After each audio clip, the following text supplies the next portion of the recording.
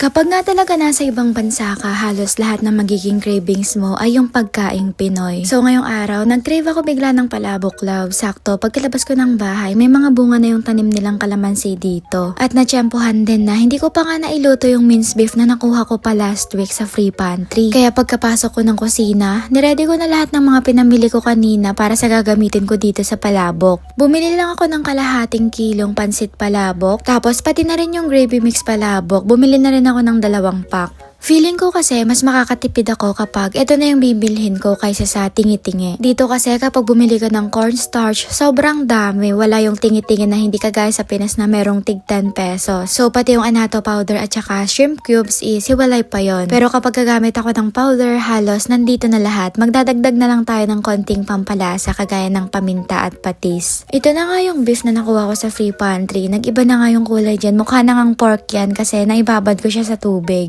Tapos itong shrimp naman na to, uulamin ko dapat yan kagabi. Take away ko kasi yan galing sa trabaho ko. Pero pagka uwi ko kasi ng bahay nun, may mga naluto ng ulam yung mga katabi naming kwarto. Kaya ayun, hindi ko na nakain at sakto, magluluto ako ng palabok ngayon, ilalagay ko na lang to kahit kaunti. Kakatapos nga lang ng ulan dito, autumn season na kasi kaya palagi nang naulan. Doon nga sa paglulutuan ko ng pansit palabok love ay naglaga muna ako doon ng 4 na pirasong itlog pero hinugasan ko muna yon bago ko nilagay. Tapos nagprep ako ng bawang at sibuyas. Itong bawang naman, uunahin ko dito yung medyo malaki yung pagkakat ko. Hindi na kasi ako bumili ng fried garlic kasi kapag bumili ako ng fried garlic, sobrang dami ng 1 pack. So, hindi rin siya mauubos at medyo may kamahalan din. Marami-rami din naman yung bawang na nabili namin sa Spadshed kaya yun na lang yung gagamitin ko para doon. So, ang una ko ang ginawa dito habang naglalaga ako ng itlog, naggisa muna ako dito ng sibuyas at bawang. Tapos, hard-boiled egg yung pagkakalaga ng itlog para ilalagay natin yan mamaya sa sauce at ipapatong din natin on top. So, di ba nga, yung kalahating pansit palabok is naglalaman ng 4 na piraso. So, 2 muna yung niluto ko kasi baka hindi maubos. Magluluto na lang ulit ako mamaya kapag kukulangan yung pansit. At eto na nga love, pagka golden brown ng bawang at sibuyas natin, tsaka ko na nilagay yung beef. Ginisa ko lang ulit yun hanggang sa maluto bago ko nilagay yung mixture natin. Minix ko lang to separately sa cold water and then dinagdagan ko lang ulit to ng cold water pagkalagay ko sa mismong pan. Habang pinapa-thick nga natin yung sauce, magkakat na ako dito ng egg. So sa 4 na itlog na nilaga ko, yung 2 piraso doon, yun yung ilalagay ko on top. Tapos itong 2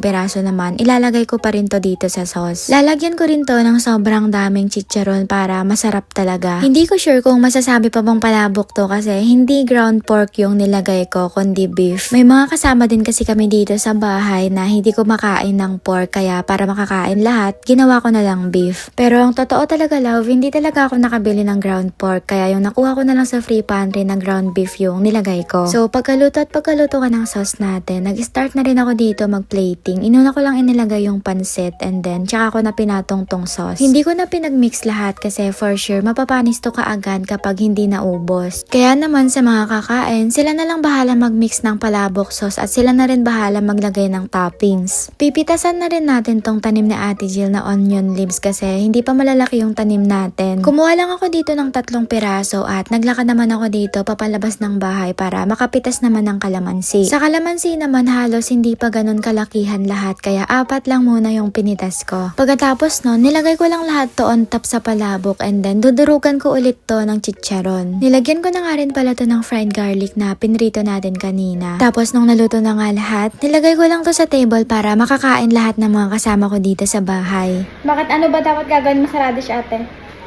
Ay, ano? Ay, halo ko sa sinigang. Yung dala ni ano? Ang dala ni Daddy Dear niya. Ate, pag kulang yung sauce nila, lulutuin ko yung sauce mo ah. Oo, sure. Powder mo. Sauce lang mo offer ko. Maraming round beef. Yan ang ginan nyo. Wow, round beef. Tapos Tagal lutuin ng pansit na to. Dapat pala yung ano na lang binili ko. manipis. Pang pansit, oo. Ano daw yan, matagal daw yan.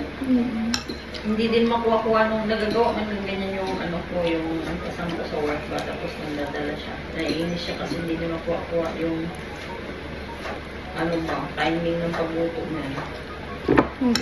Ano niya kasi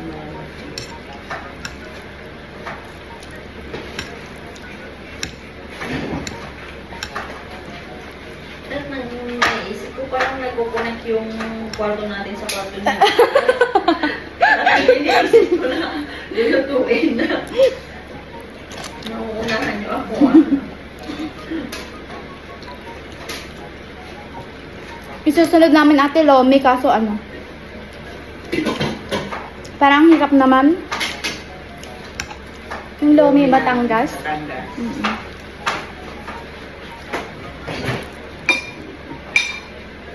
Tama. Wala na. Capture na lang. Kamahal ng lumi dyan sa ano, Edis. Masarap naman, Ate.